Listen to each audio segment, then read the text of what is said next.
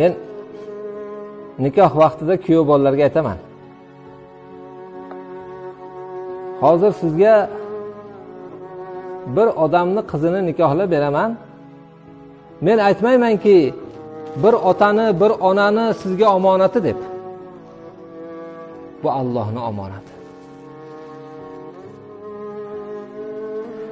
Nikohga o'tgan vaqtida o'sha qiz ota-onani ixtiyoridan chiqib Allohning ixtiyoriga o'targan.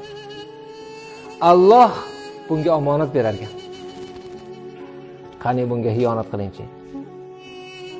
Xudo o'shan uchun imtihon olar ekan.